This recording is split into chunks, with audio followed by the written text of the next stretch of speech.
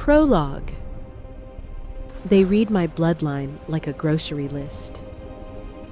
I sat in the lineage chair, the one in the center of the blood council chamber with the iron armrests and the carved Ashveil crest on the backrest. The chair every 17-year-old in this pack has sat in since the founding, waiting to be told what they are worth. And Elder Sovan read from the assessment scroll without looking up once. Not once. Maternal line, Vanna Drummond, née Holt. Gift classification, none recorded. Bloodline contribution, supplementary. No documented healer capacity. No documented sentinel capacity. No documented bond gift of any measurable grade. He turned a page. Paternal line, Caro Drummond. Gift classification, minor tracking. Bloodline contribution, standard. Suitable for common wolf pairing only. No upward mating potential identified. He set down the scroll. He looked at me then, for the first time since I had sat down, the way you look at a column of numbers that has come up short. Celeste Drummond, he said. The Blood Council finds your lineage assessment insufficient to support a bonded mating above the common wolf tier. Your designation, effective today, is Unbonded. You will be recorded as such in the Pack's permanent lineage archive. Do you have anything to submit for the record? I was 17 years old. I thought about my mother, about Vanna, who had sat in this same chair 8 years before I did. I know this now. Well, I did not know it then. And received her own verdict from the same man reading from the same scroll with the same absence of eye contact. I thought about the way my mother used to sit with me when I was sick, her hands on my back, and how the sickness always moved. I did not have a word for it then. I thought everyone's mother could do this. I thought about the birds she used to bring back from the edge of death, with nothing but her hands and her patience. I thought about all of it in approximately 3 seconds. Then I said, "No, nothing for the record." I stood up. I kept my chin level. This was new. I had been practicing it. And I walked out of the Blood Council chamber and down the stone corridor and out into the gray autumn light of the Ashveil compound. I was 17, and I had just been told I was worth nothing. I believed them for exactly 4 years. And then I stopped. And then I left. And then I built a life so real and so full and so entirely mine that when the news arrived 7 years later, that the pack was dying, that the bloodline they had worshipped above all else was failing, wolf by wolf, like lights going out in a corridor. My first feeling was not triumph, it was grief, because I am not them. I never was. Hello, beautiful souls, and welcome back to the shifterromance collection. You are listening to He Called Me Unworthy of His Bloodline. Then his dying pack needed my son, an original werewolf romance audiobook written by Celine Faxi, created exclusively for your listening pleasure, for entertainment only. This is the story of a woman who was told she was nothing by a system so certain of its own authority that it never once questioned whether it was right, and the story of what happened when that system needed the very thing it dismissed, and the story of a man who had to decide, in the end, whether he was going to be his father's heir or himself. If you have ever been measured by the wrong ruler, and I believe many of you have, this story is for you. Settle in, get comfortable, and let me know in the comments what you feel as we go. I read every single word you write to me. Now, let's begin. Chapter 1. The settlement and the news. The forest did not care who had built what. This was one of the things Celeste Drummond loved most about it. The absolute democratic indifference of the Pines. They did not know that she had been designated Unbonded at 17. They did not know that in the Ashveil Pack's permanent lineage archive, her name sat beside a verdict that amounted to Nothing worth keeping. They grew around her settlement the same way they grew around everything else, without opinion, without hierarchy, well, without the particular exhausting energy of a community that had decided some lives mattered more than others. She had built the settlement in her second year away from the pack. Not alone. She had never pretended otherwise. Pell had been with her from the beginning, and then Ren, and then others. 7 packless wolves in the first year, 11 in the second, 23 now, each of them carrying some version of the same story. Dismissed. Designated. Departed. The Ashveil Pack was not the only pack in the region with a tier system and a lineage chair and an elder who read from a scroll without making eye contact. There were enough cast-offs in the Highland Pine Forest to fill a small community, and Celeste had found most of them. She had named the settlement Heartwood, not after anyone, after the quality of the wood at the settlement center. An ancient pine with a heartwood so dense and dark, it looked almost black when the afternoon light caught it right. She had put her hand on it the first day and felt the steadiness of something that had been standing in one place for 300 years without anyone's permission, and thought, yes. Like that. This morning, Heartwood was doing what it did on most mornings, existing with competent, unhurried purpose. Ren was directing the repair of the eastern storage wall with the brisk efficiency of someone who had decided that the wall had been a problem long enough. 2 of the younger wolves were hauling timber from the tree line. The smell of wood smoke and the communal morning meal drifted through the settlement, warm and reliable, the specific smell of a place that fed its people as a matter of course. Celeste was in the yard behind her own small house, watching Idris.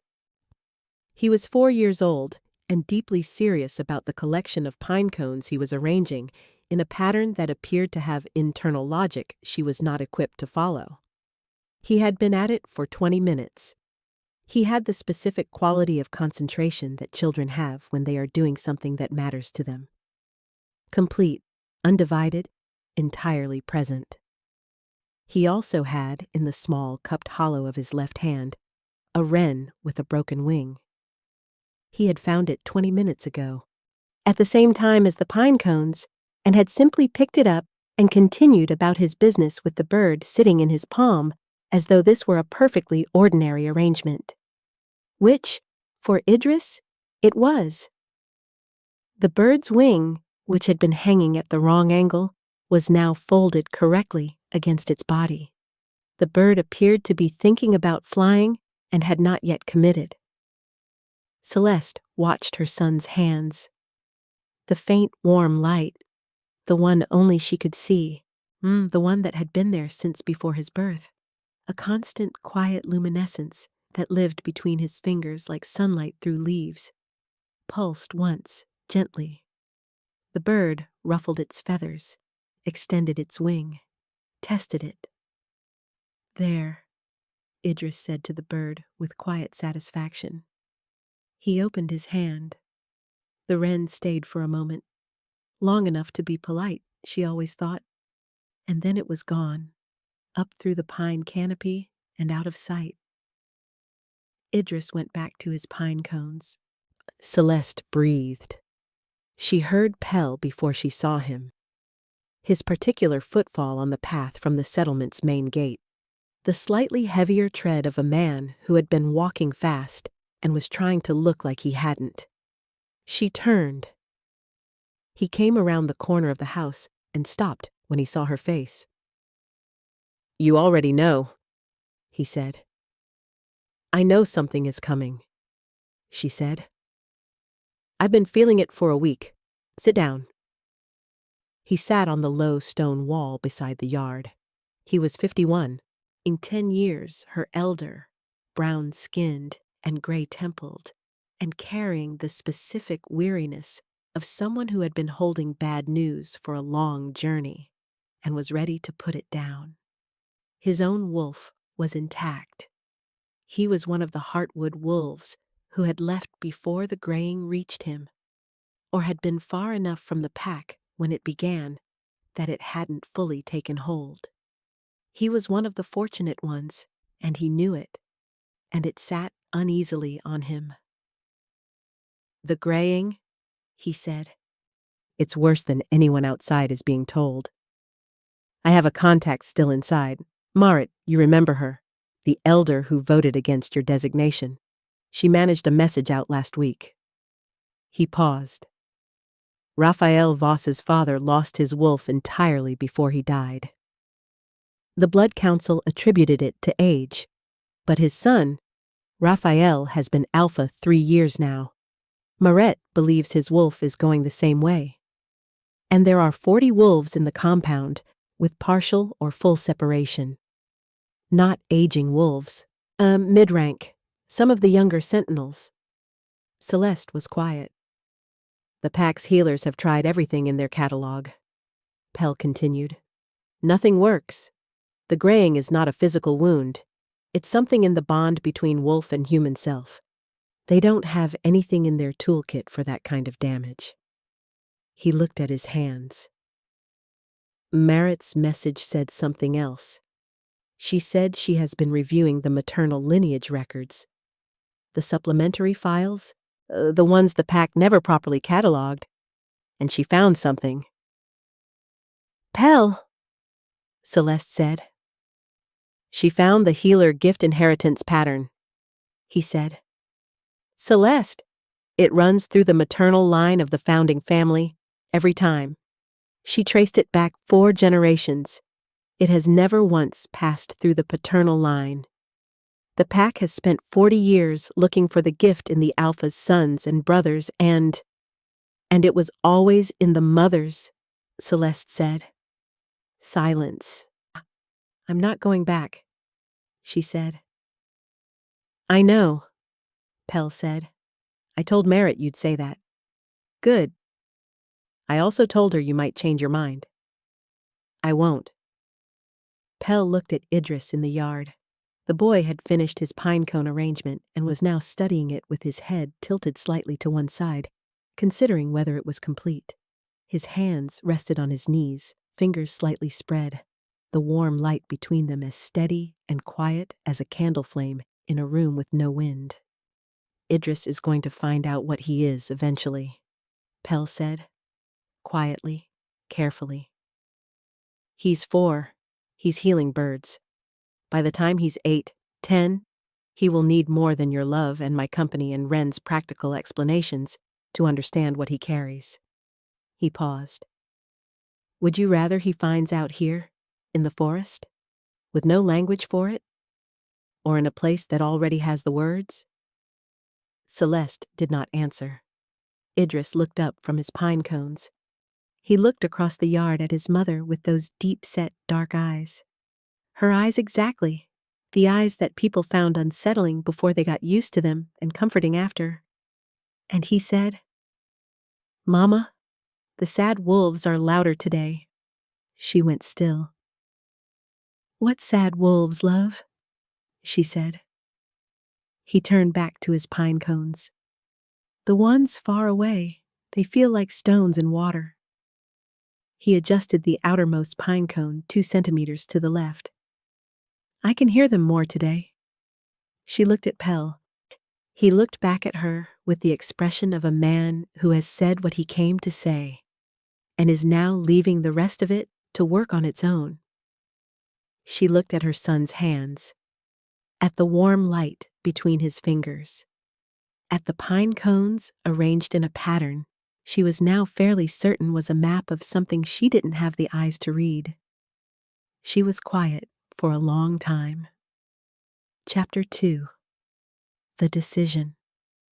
She told him that night, after the communal evening meal, after she had helped Ren with the dishes and listened to the settlement's end-of-day sounds settling into the quieter register of nighttime, she took Idris to the edge of the tree line where the pines opened up and you could see the sky.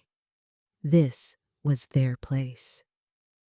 Had been since he was old enough to be carried to it and small enough that she could carry him without difficulty. They sat on the flat granite outcrop that jutted from the hillside like a shelf, and she pulled him into her lap, and they watched the first stars appear in the cold highland dark. "Idris," she said, "I want to talk to you about something." "The journey," he said. She paused. "How did you know?" "Pell looked like when something needs to happen and nobody wants to say it," he said. This was precise and accurate, and she made a mental note, not for the first time, that her son was paying closer attention to the adults around him than any of them had fully accounted for. "We're going on a journey," she said, "to the place where I grew up. It's called the Ashveil Pack." "The place with the sad wolves." "Yes." He was quiet for a moment, working through something. "Why are they sad?" She considered how to answer this honestly, at the level of a 4-year-old, and with the care it deserved. "They are missing part of themselves," she said. "The wolf part. It's going away, slowly, and they don't know how to get it back." Idris looked at the stars. "I could help with that," he said. The same matter-of-fact way he said everything. The way you might say, "I could help carry that about a box." "I know," she said. "That's partly why we're going." "What's the other part?" She held him a little tighter. "So you can understand what your hands are for, what you carry. There are people there who have the words for it, old words, the right ones, and you deserve to have them." He considered this. "Will it be scary?" She thought about the iron gate. The lineage chair. Elder Sovin's voice reading from a scroll. 17 years old and a verdict delivered like a utility bill. "Parts of it," she said. "For me, not for you." "I'll hold your hand," he said. Something opened in her chest that she did not have the emotional bandwidth to deal with while sitting on a cold granite outcrop at night. She pressed her face briefly into the top of his head. The warm, familiar smell of him, always slightly like pine resin and something that was simply his own, and steadied herself. "We go in 3 days," she said. "Okay," he said. And then, after a moment of comfortable silence, "Mama, why are the stars all different brightnesses?" And they were off. One down a long and wandering conversation about light and distance, and the way some things that appear small are simply far away. A conversation she was not fully equipped to navigate but enjoyed immensely. And the journey to Ashveil was set aside in the way of practical things that have been decided and don't need any more discussing. 3 days later, she packed. She was methodical about it, as she was methodical about everything. The specific, efficient packing of a woman who had learned early that what you carry needs to be manageable, and what you leave behind needs to be intentional. She packed for herself and for Idris, and she sat for 20 minutes in the early morning quiet of her house at Heartwood before she picked up the bag. She was not going back to be saved. She was not going back to save them either. Not as her primary purpose, not as her identity. She had spent 4 years building something that did not need the Ashveil Pack's endorsement to be real, and she was not about to arrive at their iron gate as a supplicant. She was going because her son deserved the language for what he was. Whatever else happened, whatever the graying was or wasn't, whatever Raphael Voss was or wasn't, whatever the Blood Council said or didn't say, that was the thing that mattered. Idris would have the words. And then they would come home. So she picked up the bag. She walked through Heartwood's familiar paths to the main gate, where Pell and Wren were waiting.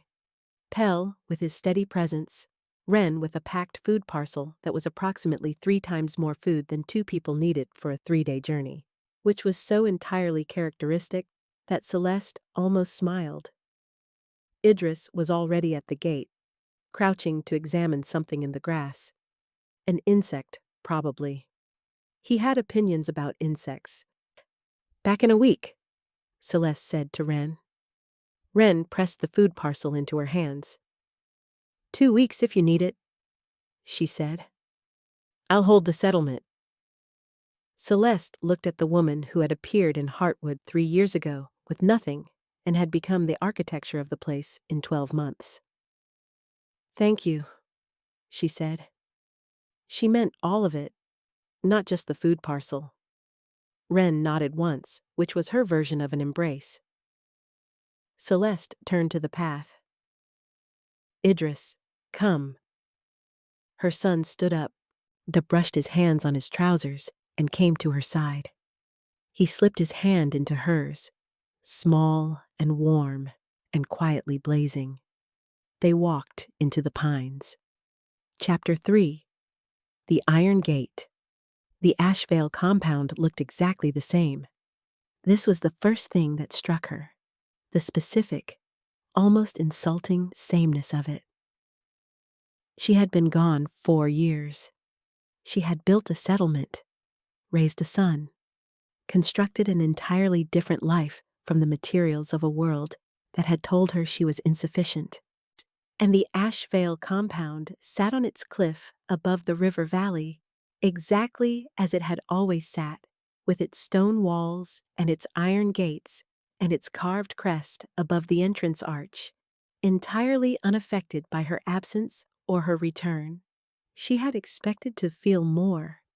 She felt, instead, the very specific calm of a woman who has done her grief already, who cried the right tears at the right times, in private, without an audience, and arrived at the other side of it carrying only what was useful. The compound was stone. The gate was iron. Elder Soven was 81 and had been wrong about her for 11 years. None of these facts required a reaction beyond acknowledgement. Idris, beside her, looked up at the gate with the expression he used for things that were new and interesting. "Big," he said. "Very," she agreed. The sentinels at the gate, 2 of them, young wolves she didn't recognize, which told her something about the turnover the graying had caused, spotted them on the approach path and exchanged a look. She watched the calculation happen in their faces. Unknown wolves, not rogue-scented, a woman and a child, not threatening. Then one of them said something into a pack link she was no longer connected to, and they waited. She had been gone 4 years. She was still in their records as unbonded, as departed. Under wolf law, a packless wolf could not be refused entry to any established pack's territory for a limited visit. They could be made uncomfortable. They could not be turned away. She waited at the gate with Idris's hand in hers and let them work through their procedure. Elder Soven met her in the entrance hall. He had aged, not dramatically, but in the way of very controlled people who are keeping something at bay with effort, and the effort is beginning to show. His white hair was thinner. His posture was the same. His expression, when he saw her, went through something she would describe as a controlled contraction, a pulling in of whatever he felt about her arrival behind the wall of his formal authority. He looked at Idris. "Celeste Drummond," he said. "Departed, unbonded. You are entering as a visitor under wolf law. Your stay is limited to the courtesy period of 7 days. You have no standing in pack matters. Do you accept these terms?" She had prepared herself for this. The specific, efficient dehumanization of pack administrative language. The reduction of a person to their records and their rank, and the terms governing their presence. "I accept," she said, pleasantly, with the specific pleasantness of a woman who has the upper hand and has decided not to announce it. Soven looked at Idris again. "The child," is mine, she said. His lineage is mine to manage, she said. He is a visitor's child. Wolf law is clear on this. A pause, when Sovan knew the law as well as she did. He could not compel a lineage assessment on a visitor's child. He could not compel anything. His authority over her had ended the moment she left, and she could see him remembering this with visible displeasure. You will be housed in the visitor quarters on the east corridor, he said. Thank you, she said. She was moving toward the east corridor when the entrance hall's far door opened. She had not planned for this. She had imagined the meeting with Raphael Voss would happen in a formal context. A council meeting, a scheduled encounter, something with structure and protocol and the buffer of ceremony. She had not imagined he would walk into the entrance hall at the exact moment she was crossing it with her bag on her shoulder and her son's hand in hers. He was taller than she had expected from the description she'd heard. Broad-shouldered, amber-eyed, carrying the weight of 3 years of leadership in the set of his jaw and the way he moved. The specific, slightly careful movement of someone managing something they don't want others to see. His wolf stirred when he saw her. She felt it. She had always been able to feel that specific thing, the movement of a wolf in someone's chest. And what she felt from him stopped her half a step. Not a healthy wolf's response. Something more urgent. A wolf that had been quiet for a long time, suddenly pressing forward with the urgency of recognition. Of something found. His expression, which had been moving through the Alpha's standard neutral authority register, went briefly and completely blank. He looked at her. He looked at Idris. He looked at her again.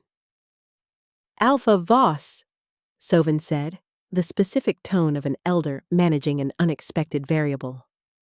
Raphael Voss said nothing for a moment. Then, Welcome to Ashveil. His voice was level. The authority was intact. But underneath it, she heard it, because she was listening for it, and because her gift made her good at hearing the things people weren't saying with their words. Something that was not in the script he'd been running for 3 years. Thank you, she said. She walked to the east corridor.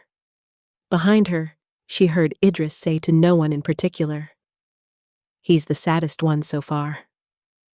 She did not turn around. Chapter 4. First real conversation. The east corridor visitor quarters were plain and clean and smelled of stone and beeswax, which was honest enough. Celeste put Idris to bed with the specific efficiency of someone who has been the sole bedtime routine for 4 years. A story, a song, the particular arrangement of blankets he required. 3 questions about the journey that she answered honestly, and then the gradual warm descent into sleep that she watched with the quiet devotion of someone for whom this was still, 4 years in, the most important part of every day. She sat in the chair by the window after he was asleep. The compound at night was quieter than she remembered. Or perhaps it was a different quality of quiet. Not the settledness of a pack at rest, but the specific silence of wolves who were managing something. Conserving something. The graying moved through a pack like cold air through a building with thin walls. You could feel it in the quality of everything, in the slight drawn quality of wolves who were spending more energy than usual simply on the ordinary work of being themselves. She had been at the window for perhaps an hour when she heard the knock. Not the door, the wall beside the door, the particular knock of someone who was uncertain enough about their right to be there that they were hedging. She stood, opened the door. Raphael Voss stood in the corridor. He was not in his alpha authority, and this was the first thing she registered, the specific absence of that presentation. He was in plain clothing, dark, and he was carrying himself differently. The careful management of expression was still there, but thinner at the edges, as though it had been a long day, and the maintenance of it was costing more than usual. He looked at her. "I don't have a reason to be here that sounds reasonable," he said. She considered him for a moment. "Come in," she said. Quietly. He's asleep." She did not offer him a seat, but there was a second chair, and he took it. She returned to hers. Between them, through the bedroom door left slightly ajar, the sound of Idris's breathing, steady, warm, entirely certain. The silence between them was not uncomfortable. This surprised her. She had expected the specific, uncomfortable silence of two people on opposite sides of a power structure that was no longer cleanly drawn. "I'm back," he said. "For him," she said. "He back?" he said. "For him," she said. "He needs the language for what he carries. The Ashveil records, the maternal lineage records, not the ones you actually catalog, have the history of the healer gift. He deserves to understand what he is." Raphael was quiet for a moment. "Not for the pack." "Not for the pack," she confirmed. "I want that to be very clear." He nodded slowly. He looked at the bedroom door. "What he did in the entrance hall. The child from before. I heard him say." "He reads bond pain," she said. "In wolves who are carrying a fracture between their human and wolf selves. He has been doing it since before he could walk. He doesn't experience it as unusual. It's simply what his hands are for." "The graying," Raphael said. "Yes." He looked at his own hands for a moment, a long moment. "How much do you know?" "What Pell told me. 40 wolves with partial or full separation. Your healers have no framework for it. The Blood Council is catastrophically out of their depth," he said. Quietly, not the Alpha's diplomatic language, a man saying what was true. "And have been for 2 years. They are trying things. Nothing has worked. And every week?" He stopped. "Every week there is another one." She watched his face. The control was still there, but what she could see beneath it now, in the low lamplight and the absence of ceremony, was exhaustion. Real exhaustion. The specific worn quality of someone who has been holding a responsibility that is too large for one person and has not been allowed to say so. "Can you feel it yourself?" she said, carefully. His eyes came to hers. She held his gaze. "I have a limited version of what Idris carries. Less precise, less powerful. But I can feel bond pain in wolves near me." "Well, you have been in front of me for 10 minutes. The silence that followed was a different quality of silence. The silence of something being said that had not been said to anyone. "Yes," he said. "Finally. It started 2 years ago. My wolf comes when I call it. But there is—" He stopped. "A drag, a thinning, as though the thread between us is wearing." She was quiet. "The Blood Council doesn't know?" he said. "Of course they don't," she said, not unkindly. He looked at her steadily for a moment. "Why are you not angry?" he said. "You should be angry. You have every right to be angry. You came back to a place that told me I was worth nothing at 17, yes," she said. "I have done my anger. It happened between year 1 and year 2, mostly. By year 3, I was building a meeting hall. By year 4, I had 23 wolves living well in a forest that Ashveil wolves have always treated as nothing but a border." She looked at him directly. "I do not need your pack's validation of what I built, Alpha Voss.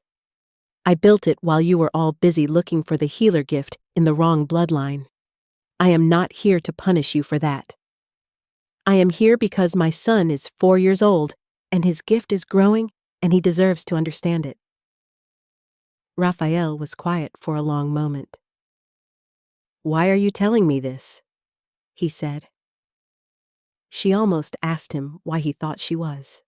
Instead, she said, Because you asked me a direct question, and you didn't ask it as the alpha. You asked it as someone who wanted the actual answer. She paused. And because you are the only person in this compound with the authority to make the next week possible or impossible, I am telling you the truth now, so that later, when it matters, you already have it. He nodded slowly. Something in his expression settled. Not softened, settled. The specific shift of a man receiving honesty he had not expected and finding it clarifying rather than threatening. The Blood Council will want to assess the child, he said, formally. I know. I will not allow a lineage assessment. I'll tell them it's not within their authority for a visitor's child. She looked at him. It isn't, he said. Wolf law is clear. I know the law, she said. So do I, he said. Another silence. This one was different again. Warmer at the edges. Wardor. I can see you, she said. It was Dor. I can see you, she said. It was what she had meant in the entrance hall when she had thought about what to say next and had not said it. I can see the drag in your bond. I cannot fix it. My gift is too diluted. But Idris can, if you ask him. She paused. He doesn't heal without being asked. It's the first thing you should know about him. Raphael looked at her for a long moment. Why are you telling me this now? He said. You said you didn't come for the pack. I didn't, she said. But I can see you. She met his eyes steadily. And those are two different things. He stood at the door for a moment longer than necessary. Then he said goodnight and walked down the corridor. She turned back to the window. Outside, the river moved through the dark valley below the cliff, indifferent and continuous. She listened to it for a while. Then she checked on Idris, still deeply asleep, one hand open on the pillow, the faint warm light between his fingers, as constant as a heartbeat. And she went to bed. She lay in the dark and thought about amber eyes and the specific sound of a man saying yes to something he had not admitted to anyone else. Then she stopped thinking about it and went to sleep. Oh, because she was practical, and tomorrow was going to require her full attention. Chapter 5. Idris and the Blood Council. Elder Marit had silver hair and the specific quality of stillness that belonged to someone who had been patient for a very long time and had made peace with the cost of it. She had voted against Celeste's Unbonded designation 11 years ago and been overruled 4-1, and she had been living with that vote ever since. Not dramatically, then not with sustained, visible protest, but with the quiet, continuous discomfort of someone who knew something was wrong and had not yet found the lever to correct it. She came to the visitor quarters the morning after Celeste's arrival with tea and the directness of someone who did not intend to waste either of their time. Let them see the child, she said. Not for an assessment, not for a demonstration. Just let them be in the same room as him. What happens will happen without any arrangement from us. Celeste considered her over the rim of her tea. Why? Because Sauvan and the other 3 will not move on the maternal lineage records unless they have seen something with their own eyes that they cannot explain away, Merritt said. They are old men with a system they built their entire lives around. Evidence presented in a meeting room will be debated and reframed and archived. But something they witness, She paused. Something they witness in their own bodies? That they feel rather than hear? That's different, Celeste said. Yes, Marit said. Celeste looked at Idris, who was at the small table in the visitor quarters, arranging the stones he had collected from the compound courtyard in the morning. He had been at it for 40 minutes. The arrangement had changed 3 times. Idris, she said. He looked up. Would you be willing to come with me this morning to meet some of the pack elders? He considered this with the same seriousness he gave all significant questions. The sad ones? Some of them, yes. Will they be rude to you? She paused. Perhaps. I don't like that, he said. I know, but I can handle it. He looked at her for a moment with those deep-set eyes, measuring in the way he had always measured, in the way she had come to understand was not precocity, but simply the specific quality of a child whose gift meant he read emotional truth before he read words. Then he nodded. Okay, can I bring a stone? You can bring a stone, she said. The Blood Council chamber was everything the rest of the compound was. Stone, iron, carved crest, formal arrangement, the specific architecture of power that wanted to be mistaken for permanence. 5 chairs in a semicircle, 5 elders, the council lamp burning at the center, Soven at the head. 3 others she did not know well, men in their 70s, all shaped by the same system, all carrying the same careful certainty. An elder Marit at the far end of the semicircle, her hands folded, her expression neutral, watching. Celeste walked in with Idris at her side. She had dressed him in his good clothes, plain, clean, dark. He was wearing them with the patient tolerance of a child who understood that clothes were sometimes a form of communication and had agreed to participate. His chosen stone, a piece of pale granite from the courtyard, was in his left hand. The elders looked at him. Soven looked at him with the specific expression of a man encountering a variable he had not fully accounted for. The child of the Unbonded, who had come back, who was reportedly unusual, who was 4 years old and looking around the council chamber with the calm interest of a person at a moderately interesting museum. Idris looked at the 5 elders. He looked at each one.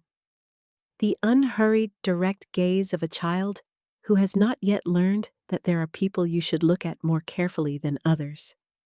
He looked at Soven last. You're the saddest one, he said. The chamber was quiet. Soven opened his mouth. And then, from the far side of the room, where a young sentinel had been standing at formal attention since the council meeting began, a sound. Not large. A small, involuntary sound. The specific, unguarded release of someone who has been holding something tightly and has been startled out of the grip of it. Idris turned immediately. He looked at the sentinel, a young male wolf, perhaps 25, who was standing very still and wearing the expression of a person trying to recover their composure. Celeste could feel it from where she stood. The bond pain in this wolf. The fracture between his human and wolf selves. The specific stone and water quality that Idris had described since before he had the words for it. Idris walked across the council chamber floor. He stopped in front of the sentinel. He looked up at him. Does it hurt? He said. The sentinel looked at Celeste. She gave him the smallest nod. Yes, the sentinel said. It's... He stopped. Yes. Idris nodded seriously. Can I help? A pause. Yes, the sentinel said. Idris put both hands on the man's forearm.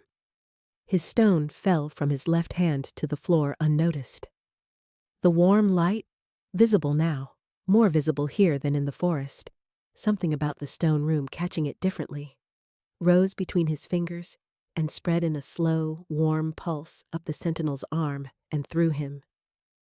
The chamber was completely still. The sentinel's expression changed, not dramatically, gradually, the way weather changes, for something that had been held hard, held against itself, began to ease. The line between his brows disappeared. His shoulders dropped a fraction, and his eyes, which had been carrying, Celeste could now see, the specific flattened quality of a wolf whose wolf self had been fading, changed, sharpened. Something came back into them that was not words and not emotion, but the specific quality of a person who is fully present in themselves again. Idris looked up at him. Better? The sentinel could not speak. Good, Idris said, with quiet satisfaction. He picked up his stone from the floor. He looked at his mother. One down, he said. Then he looked at the Blood Council. 5 elders, 5 men who had spent their entire professional lives in the architecture of certainty. 3 of them were looking at a 4-year-old child with the specific expression of people encountering something their framework cannot contain. One of them, the second eldest, the man who had been quietly partial to reform for years and had never been given sufficient reason to push for it, had his hand pressed flat against his own chest, as though he had just felt something through the pack link that had moved him. And Elder Soven. Soven was looking at Idris with something Celeste had never seen on his face before. Not warmth, not guilt, not remorse.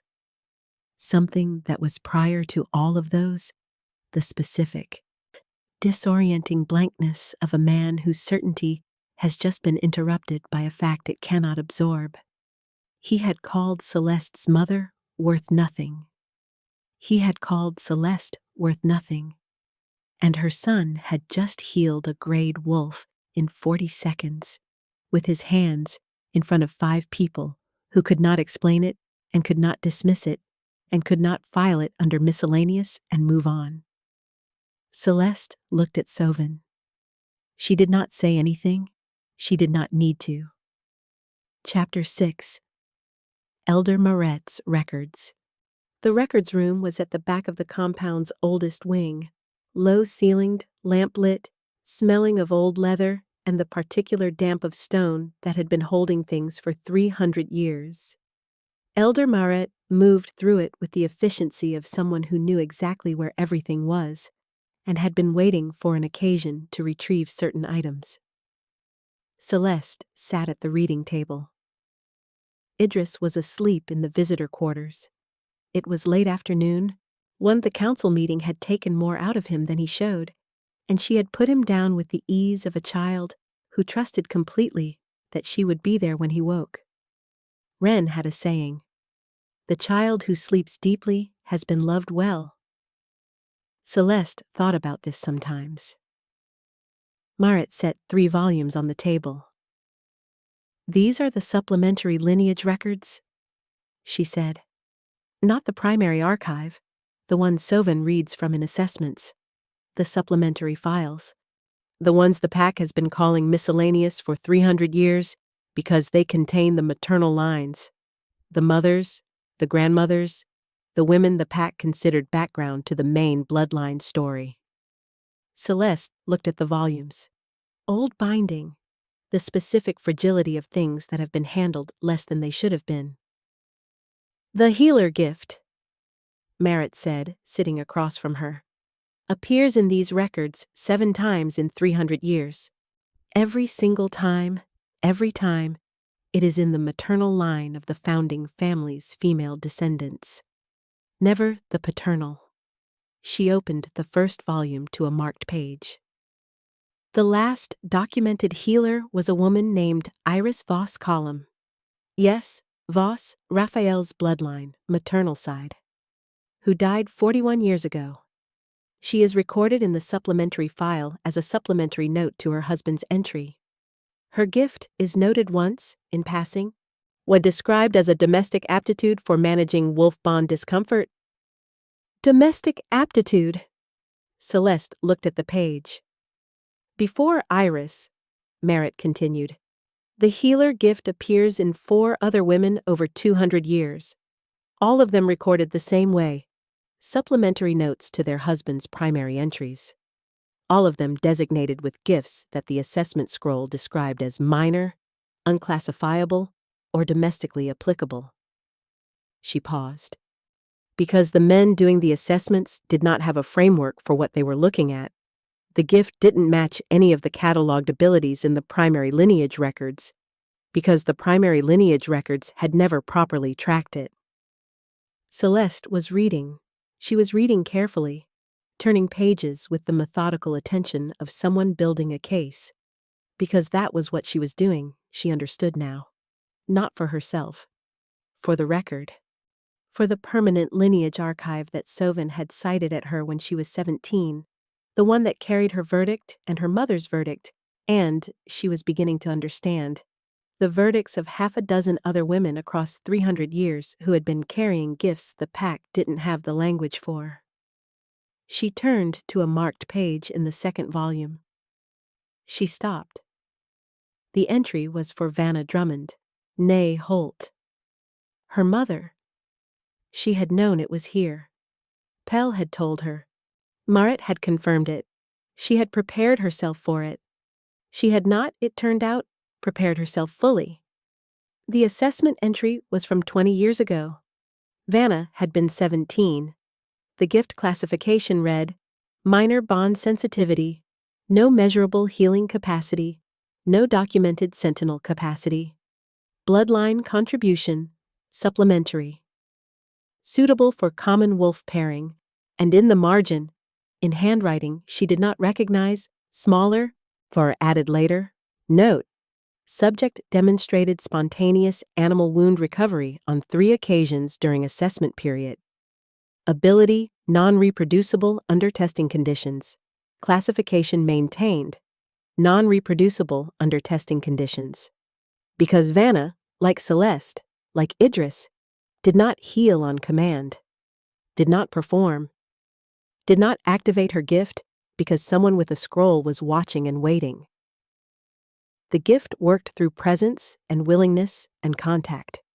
And they had maintained the classification of the text. And they had maintained the classification anyway. Celeste sat with the open volume in front of her and was quiet for a long time. She knew, she said, not a question. I believe so, Marit said gently.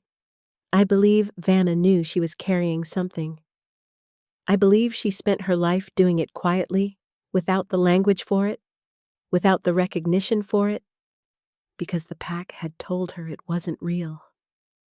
Celeste thought about her mother's hands on her back when she was sick. The way the pain moved.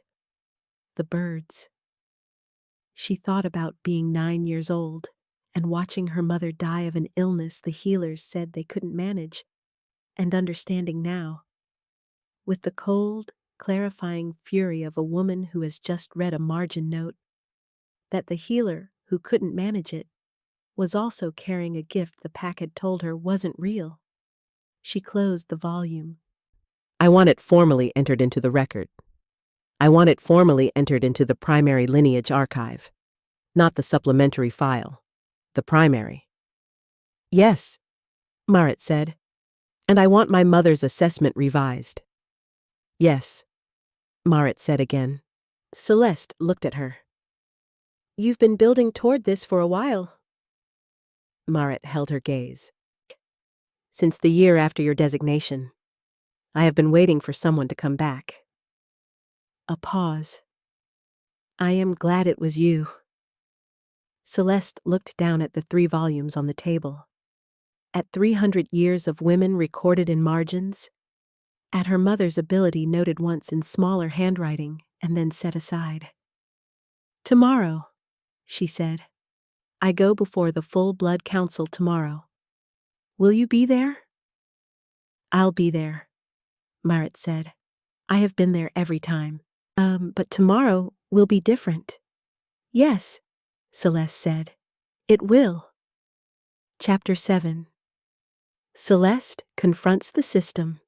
She came to the Blood Council chamber the next morning with 3 things: the supplementary lineage volumes, Elder Maret beside her, and the specific grounded calm of a woman who has done her grief and her rage and her years of building and has arrived at the place where none of that is needed anymore.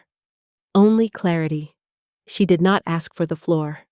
Provision for lineage record review. Elder provision for lineage record review. Elder Maret will co-present. Sovan looked at her, at the volumes, at Maret. His expression was still, the specific stillness of a man who has been unsettled and has spent the intervening hours rebuilding the architecture of his certainty. She gave him no time to deploy those. She gave him no time to deploy those reasons. She opened the first volume. She walked them through it, methodically. The healer gift, 7 documented instances across 3 centuries. The pattern, maternal line, every time. The women whose assessments had noted abilities that did not match the catalogued gifts and had been classified as minor, domestic, or non-reproducible. The specific language used to dismiss each one. She turned to the second volume. Her mother's entry, the margin note. She read the margin note aloud. She did not editorialize. She did not need to. The note read itself. She moved to the third volume, Maret's analysis, compiled over 15 years of quiet, thorough, unsanctioned archival work. The correlation between the last healer's death and the beginning of the pack's slow decline. The correlation between the graying's onset and the 3rd generation without a recognized healer. The mathematical relationship between what the pack had dismissed and what the pack was now losing.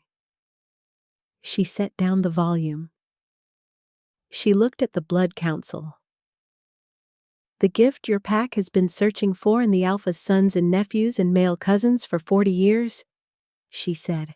Woe has been passing through the women you catalogued as supplementary. Every time.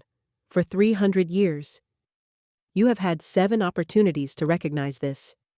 You classified each one as minor, domestic, or non-reproducible, and filed the evidence in the supplementary archive, which no one reads, because the primary archive is the one that matters, and the primary archive only tracks the bloodlines you decided were worth tracking. The 3 elders, who were not Sovan, were very still.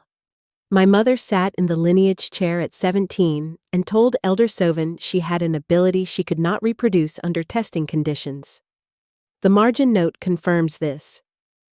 The ability she described is consistent with a diluted healer gift, the same gift her daughter carries in the same diluted form, and the same gift that her grandson carries in full activation.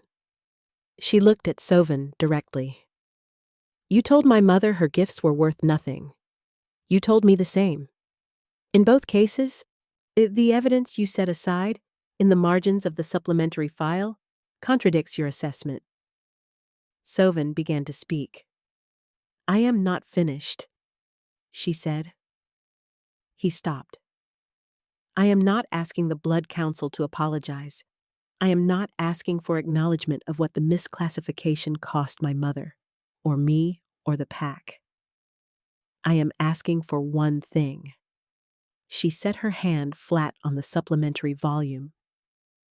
Write it in the record, the pattern, the misclassification. My mother's revised assessment, my revised designation. Write it in the primary archive, not the supplementary. Write that the healer gift passes through the maternal line. Write that it has always passed through the maternal line. And write that the Blood Council's failure to recognize this has been the primary driver of the graying. She looked at Sovan. I want that in the record, she said. Those exact words.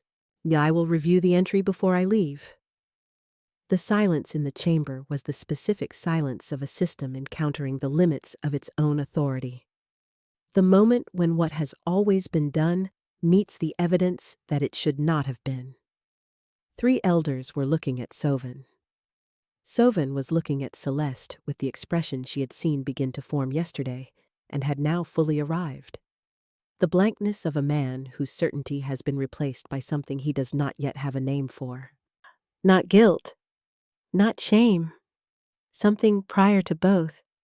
The specific, disorienting vacancy of someone whose map has just been shown to be wrong about the primary feature. "Write it," said Raphael Voss. Every head in the chamber turned to him.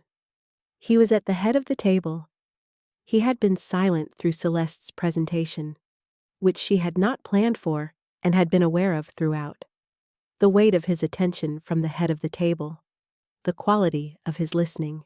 Now he looked at the Blood Council with the amber eyes that carried, for the first time in this room, something that was not managed or performed, but simply plainly his.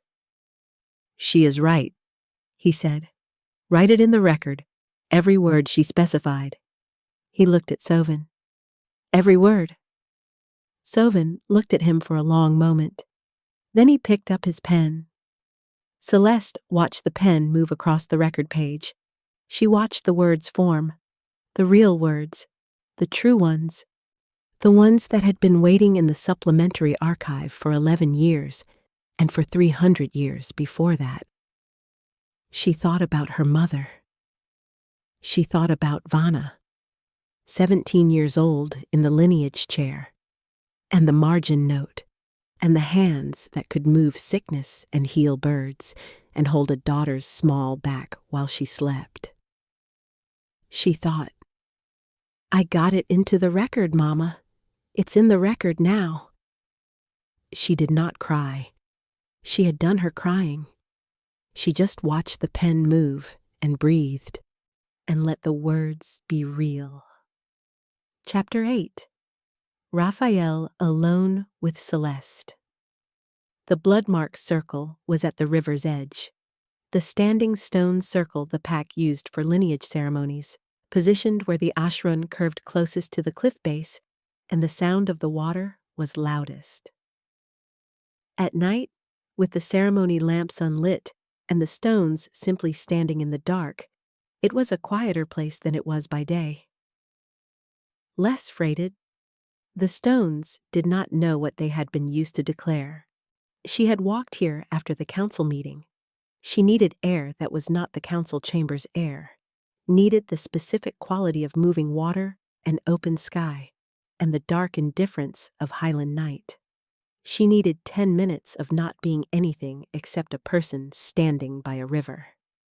She had been there perhaps 20 minutes when she heard him. He did not approach loudly. He was an alpha. He knew how to move without announcing himself. But she had been able to feel his wolf since the entrance hall, and the wolf was easier to track now than it had been yesterday. Partially grayed bonds had a specific quality, a gap in the warmth, the missing note in a chord. His was present, but faintly, like a fire burning lower than it should. "Forgive me," she said without turning. "I needed air." "Don't forgive yourself," he said, coming to stand a few feet from her at the river's edge. "You've earned air." She almost smiled. They stood in silence for a moment. The ashram moved below them, dark and continuous, catching the starlight in moving pieces. The standing stones were shadows behind them. "You knew," he said, "before you came into that chamber. You had the full case before you walked through the door." "Yes," she said. "You could have brought it to me privately. You could have given me the volumes and let me handle the council." "I could have," she agreed. "But it needed to be in the room, with witnesses, with the council present. The correction needed to be public because the harm was public." He was quiet for a moment. "Yes," he said. "You're right. I know, she said. Something in his expression shifted. Not quite a smile, something warmer and more honest than his controlled presentation usually allowed. She registered it from the corner of her eye and catalogued it with the specific private care she had been applying to everything she noticed about him since the entrance hall. My wolf, he said. Yes, she said. You said in the corridor, 2 nights ago. You said you could feel the drag.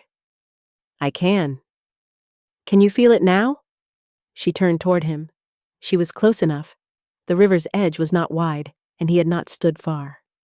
She could feel it from here without contact. The missing note, the thin place in the cord.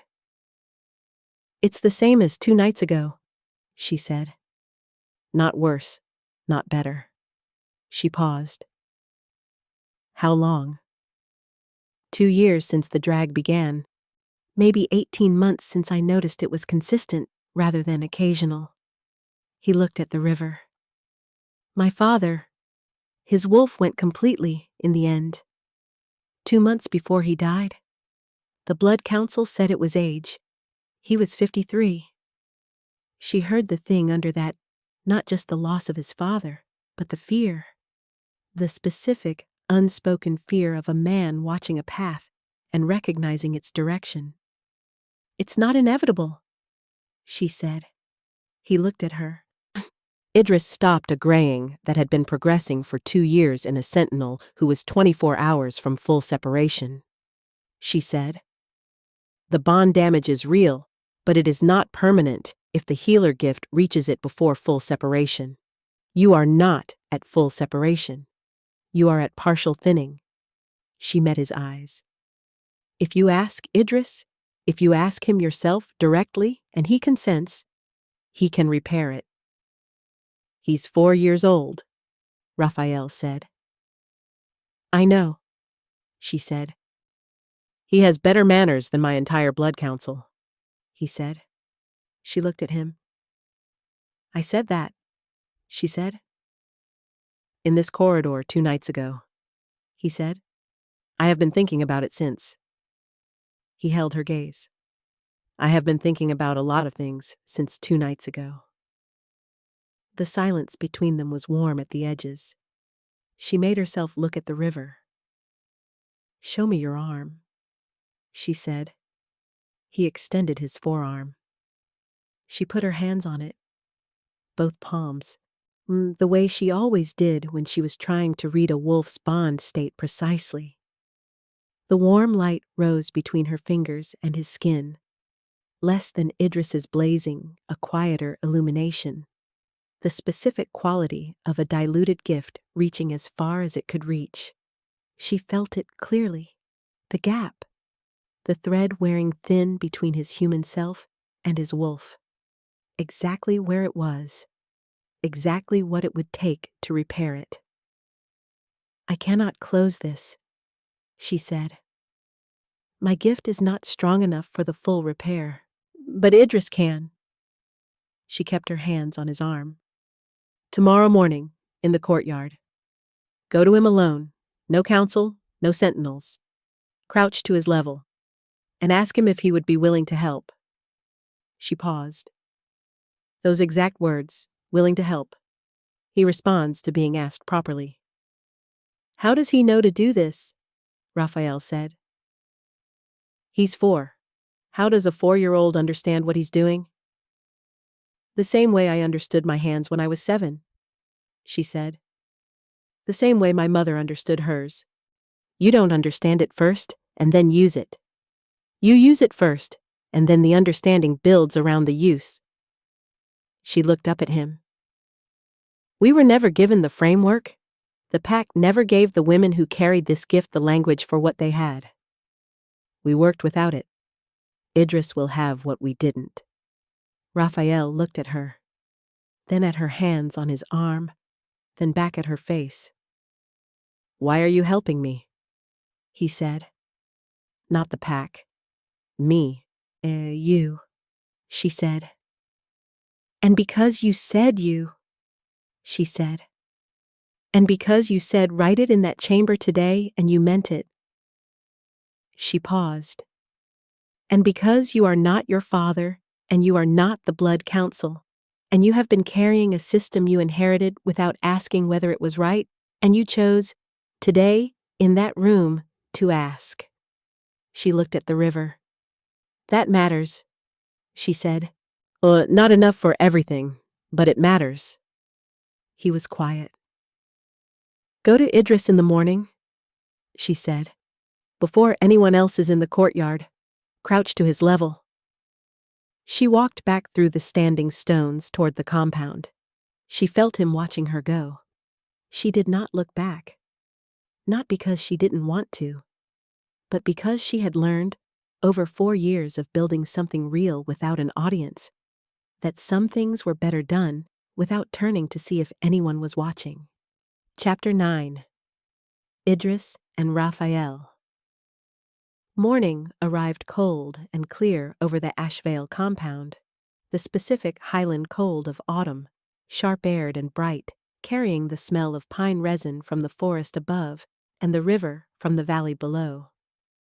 The compound courtyard, which was wide and stone-flagged, and usually occupied by the morning rotation of sentinels and keepers, was quiet at this hour.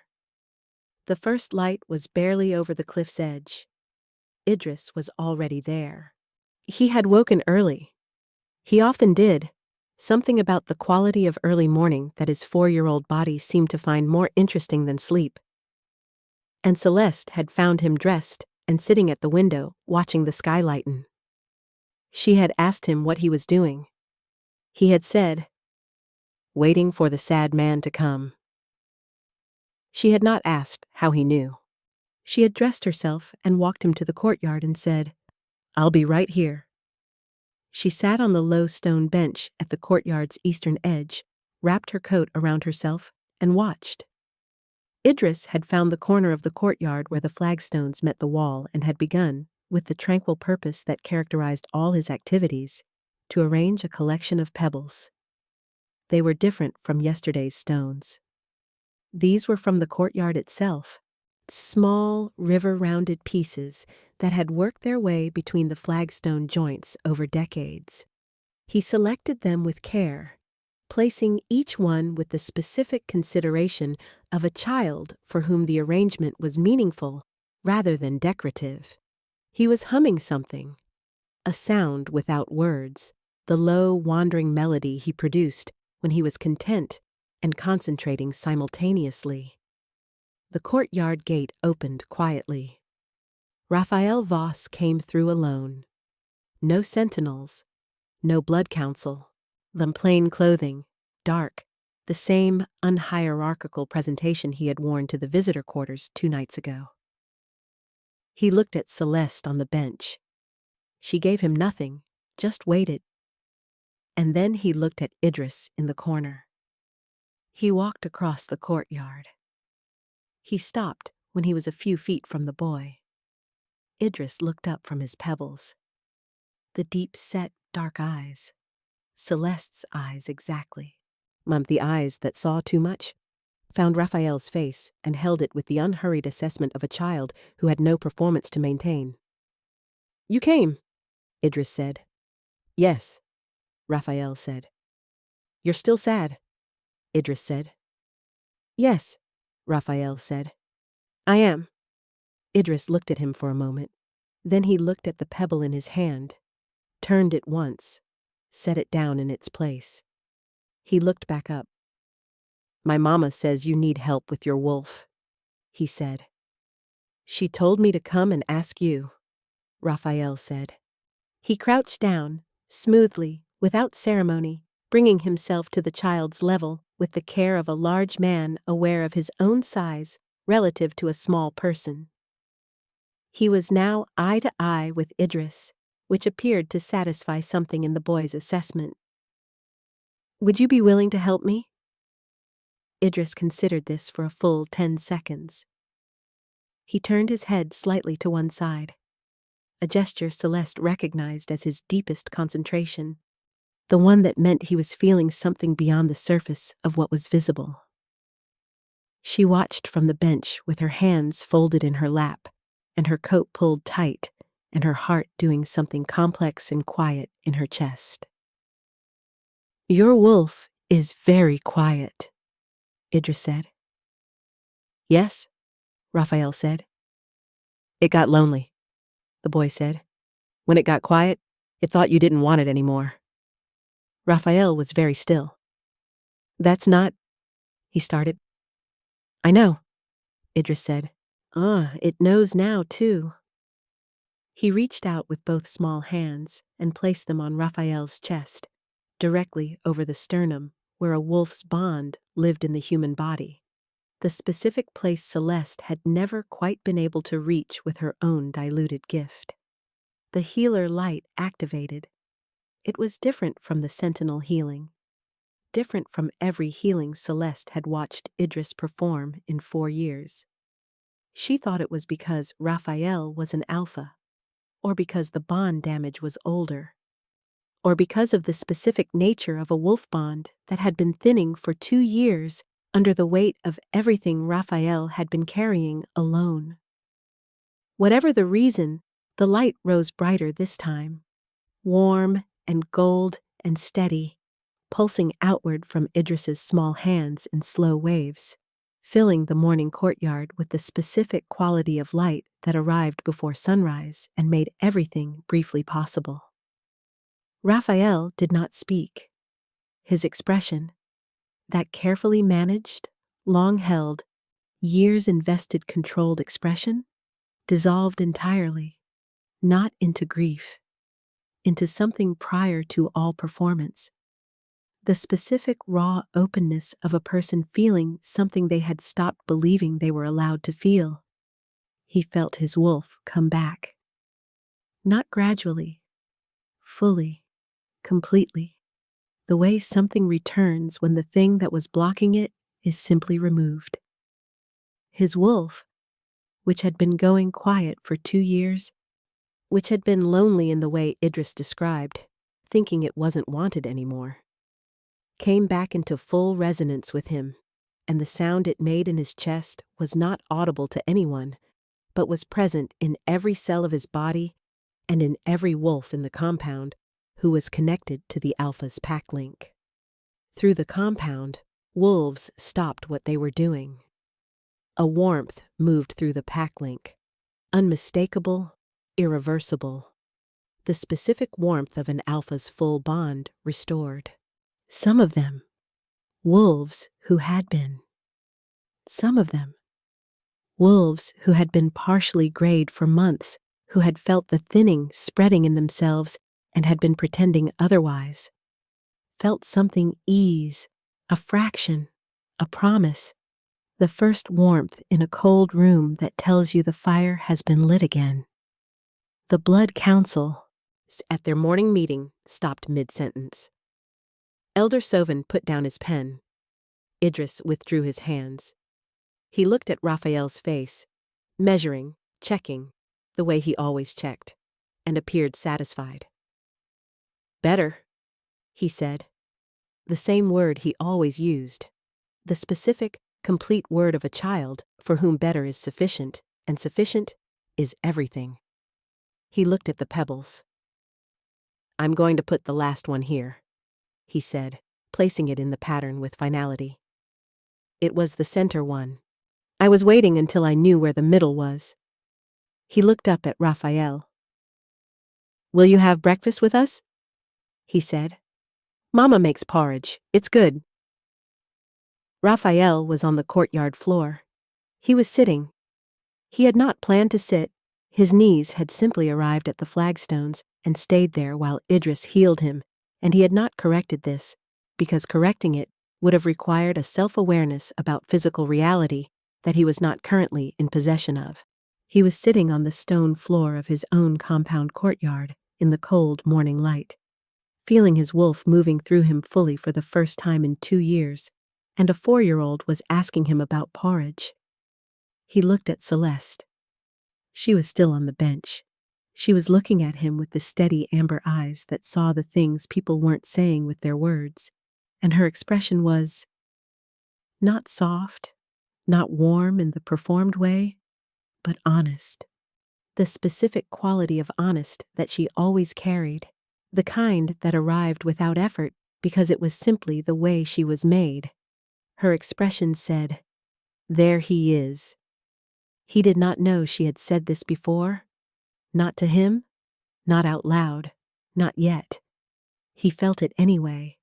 The specific quality of being seen by someone who was not performing at him, not managing him, not deciding what he was worth based on a scroll and a lineage chart. Just seeing him as he was becoming. "Yes," he said to Idris. "I'll have porridge." "Good," said Idris. "I'll tell Mama." He stood up with the agile confidence of a child for whom the floor has always been a reasonable place to be, gathered the last of his pebbles into his pocket, and walked across the courtyard toward his mother. Raphael got to his feet. The courtyard was quiet around him. Above the cliff's edge, the sun had crested, the full morning light arriving, warm and direct, the falling across the flagstones and the standing stones, and the river far below. The Ashveil compound, which had always looked like a fortress to him, had always felt like one, looked, in this particular morning light, like something that might become something else. He walked toward Celeste and her son. Chapter 10. What Celeste Chooses. 2 days.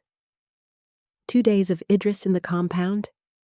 2 days of wolves coming, quietly, in ones and twos, to the courtyard where he seemed to spend most of his time arranging stones, or talking to birds, or doing the specific busy nothing of a child who is also, simultaneously, doing everything. 2 days of the healer gift working through him with the unhurried patience of something that has never been in a hurry, because it has always known it would get there. 12 wolves healed. Not all of them fully.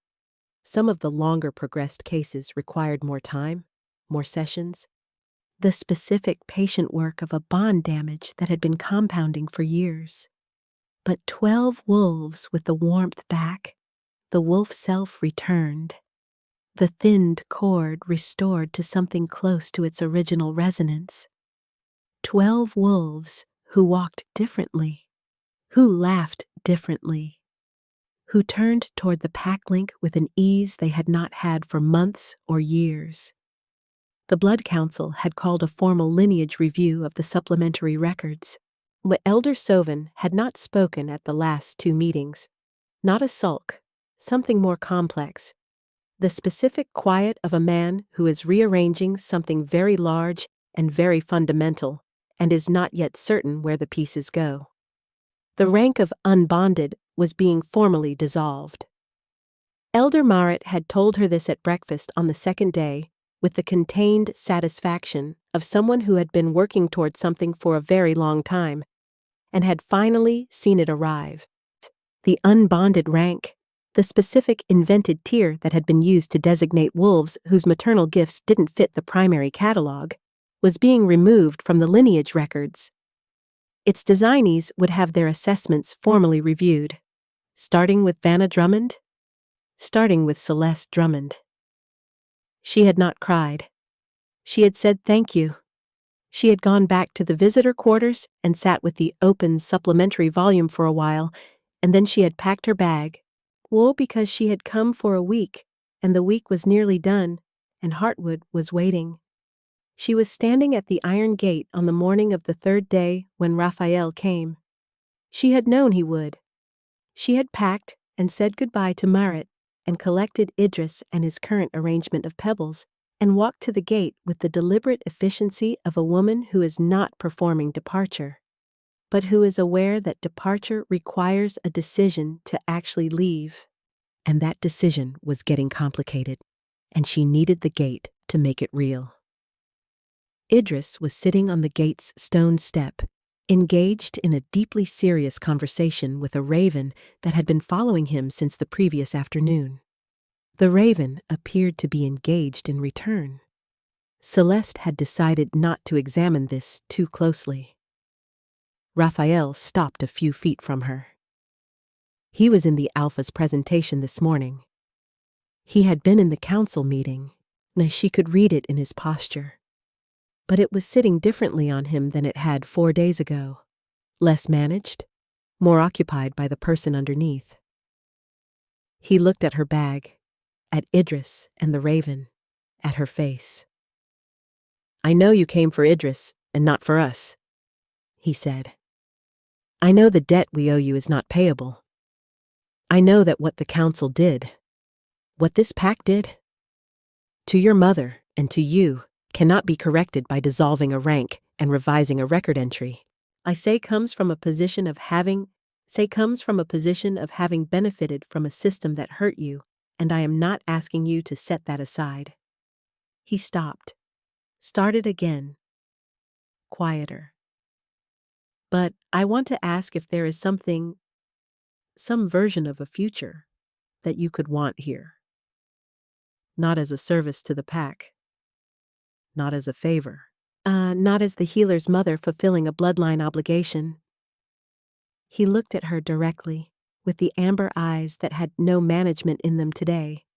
Just the specific, undefended quality of a person saying the true thing. "As yourself, as Celeste Drummond, who built a settlement in the forest with 23 wolves who had nowhere else to go, and who walked back into a place that called her worth nothing and proved it wrong with evidence and 3 volumes and a 4-year-old's hands." A pause. "I would like to know if that person could want something here," he said, "with time, on whatever terms she decides." The morning was cold and bright around them. The river moved in the valley below. Behind the gate, the pine forest began.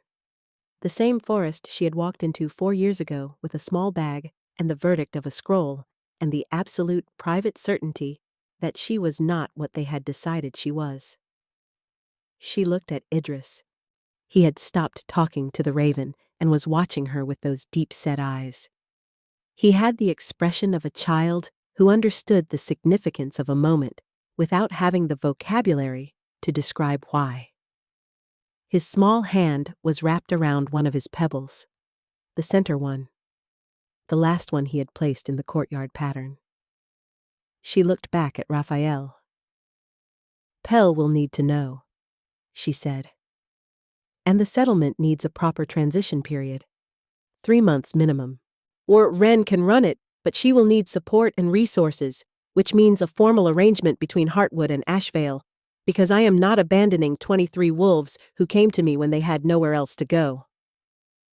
Something moved in Raphael's expression, the very beginning of something, held carefully, not rushed. "I will not be ranked below anyone in this compound," she said.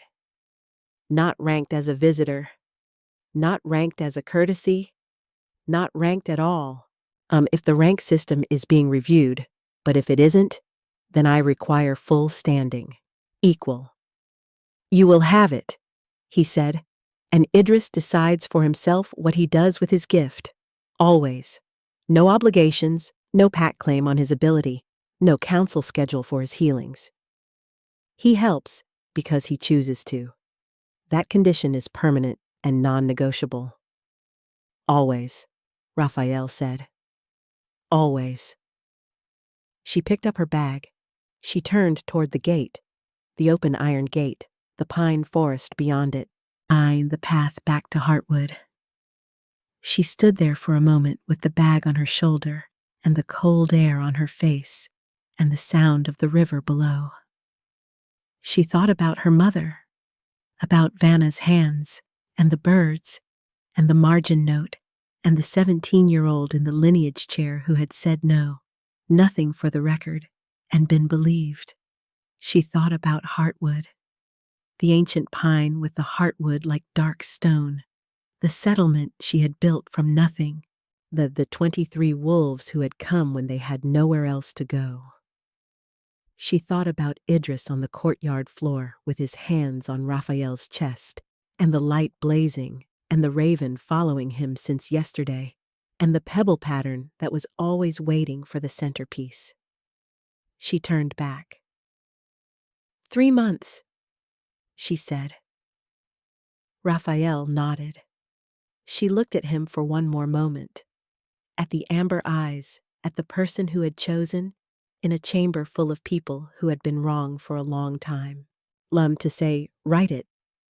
At the man who had come to a 4-year-old in an empty courtyard before sunrise and crouched to his level and asked, "Would you be willing to help me?" She had been waiting her whole life to be asked the right questions.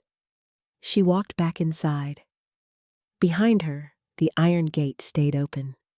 This was the first time anyone in the compound could remember it being left open.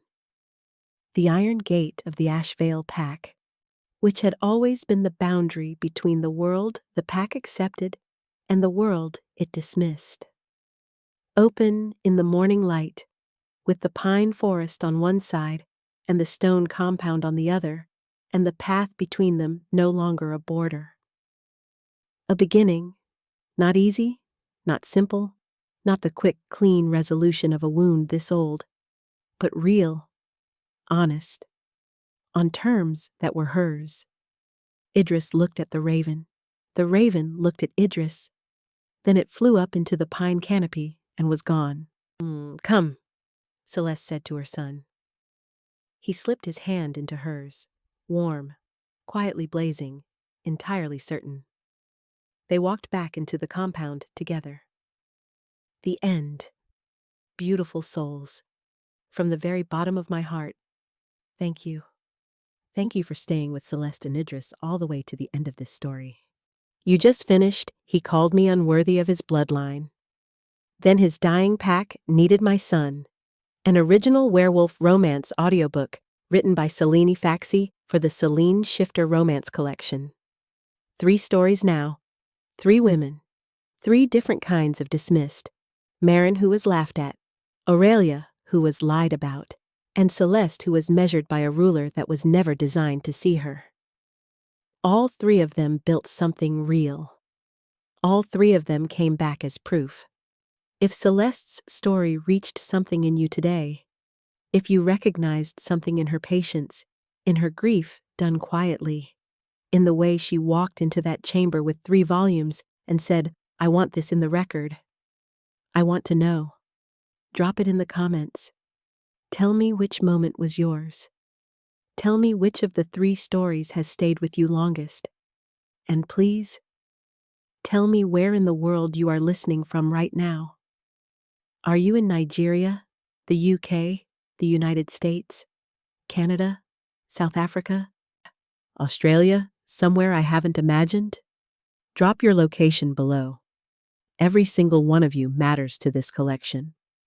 If you haven't listened to video 1, The Omega Who Walked Away, or video 2, His Mother Lied and He Rejected Me, they are both on this channel and they are waiting for you.